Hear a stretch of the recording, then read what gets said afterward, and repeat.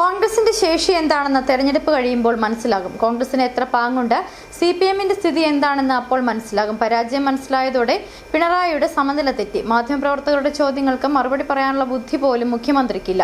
ഇടുക്കിയിൽ 5 സീറ്റും UDF വിജയിക്കും. ശബരിമല സ്വർണ്ണക്കൊള്ള കോൺഗ്രസിന് പങ്കുണ്ടെന്ന് വരുത്തി തീർക്കാൻ ശ്രമിച്ചു. അത് പാടെ പൊളിഞ്ഞു. കോൺഗ്രസിന് മുകളിൽ ചാരാൻ ശ്രമിച്ചതിന് മുഖ്യമന്ത്രി മാപ്പ് പറയണമെന്നും KC വേണുഗോപാൽ പറഞ്ഞു. രാജകുമാരിയിൽ മാധ്യമങ്ങളോട് സംസാരിക്കുകയായിരുന്നു അദ്ദേഹം. കോൺഗ്രസിന്റെ പാങ്ങൊക്കെ ഈ ഇലക്ഷൻ മനസ്സിലാവും എന്താണ്. ഏപ്രിൽ മാസം 9-ാം തീയതി കഴിഞ്ഞ് മെയ് 4-ന് പെട്ടി ഉറക്കുമ്പോൾ മനസ്സിലാവും കോൺഗ്രസിന് കേരളത്തിൽ എത്ര പാങ്ങുണ്ട്, CPM-ന്റെ സ്ഥിതി എവിടെയാണെന്നൊക്കെ അന്ന് വ്യക്തമായിട്ട് മനസ്സിലാവും.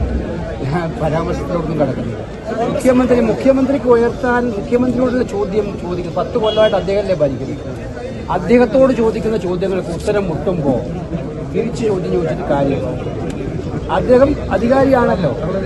അപ്പോൾ അതുകൊണ്ട് അദ്ദേഹത്തിന് മുമ്പിലുള്ള ഒരുപാട് കാര്യങ്ങളും, അദ്ദേഹത്തിന്റെ പ്രശ്നമുണ്ട്, അദ്ദേഹത്തിനെതിരായിട്ടുള്ള ആരോപണങ്ങളുണ്ട്, അദ്ദേഹത്തിന്റെ കുടുംബത്തിനെതിരായിട്ടുള്ള ആരോപണങ്ങളുണ്ട്, അതൊക്കെ ജനങ്ങളുടെ മുമ്പിലുണ്ട്.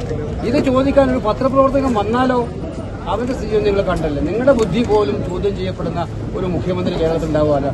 പത്രപ്രവർത്തകന്റെ ബുദ്ധിശക്തിയെ ചോദ്യം ചെയ്യുന്ന ഒരു സ്ഥിതി ഉണ്ടാവുന്നത് അദ്ദേഹത്തിന് സമനില തെറ്റിപ്പോയി. പരാജയം ഉറപ്പുവന്നുകൊണ്ട് സമനില. അത്തരം കാര്യങ്ങൾ ഉന്നയിക്കുന്ന ബാലിശമായ കാര്യങ്ങൾ ഉന്നയിക്കല്ലേ വരും. കേരളത്തിലെ ജനങ്ങളുടെ മുകളിൽ മൗലികമായ പ്രശ്നങ്ങളുണ്ട്. ഇപ്പോൾ ഇടുക്കിയിൽ വരുമ്പോൾ ഇടുക്കിയിലെ പ്രശ്നങ്ങളുണ്ട്. ഞാനിവിടെ സൂചിപ്പിച്ച പ്രശ്നം, പട്ടയത്തിന്റെ പ്രശ്നം, വന്യമൃഗ ശല്യത്തിന്റെ പ്രശ്നം, അതുപോലെ ഇവിടെ ചെറിയ ബാങ്ക് ലോൺ വായ്പ വാങ്ങാനും അതുപോലെ ചെറിയൊരു കട പണിയാനും സാധാരണക്കാരുടെ ബുദ്ധിമുട്ടും.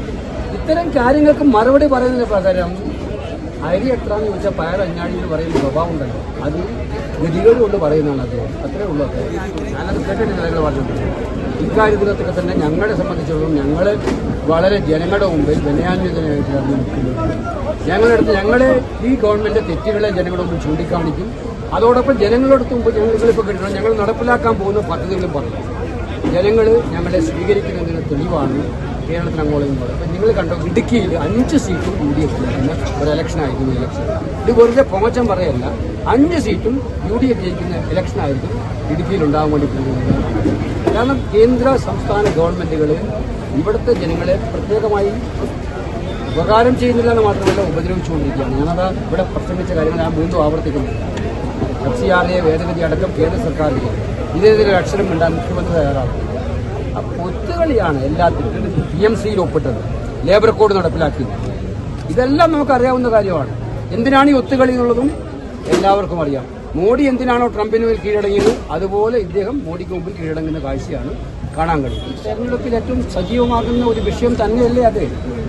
ആ വിഷയം സ്വന്തം പാർട്ടി നേതാക്കന്മാർ അയ്യപ്പന്റെ സ്വർണം കട്ടിട്ട് ജയിലിൽ കടന്നിട്ട് അവരെ രക്ഷിക്കാൻ വേണ്ടിയിട്ടുള്ള പെടാപ്പാട് പെടുന്നതിനിടയിലാണ് ഇതിൽ കോൺഗ്രസുകാർക്കും പങ്കുണ്ട്. ആ കാലത്തും നടന്നു വരുത്താൻ വേണ്ടിയിട്ടുള്ള ഒരു ശ്രമമാണ് അവർ നടത്തിയത്.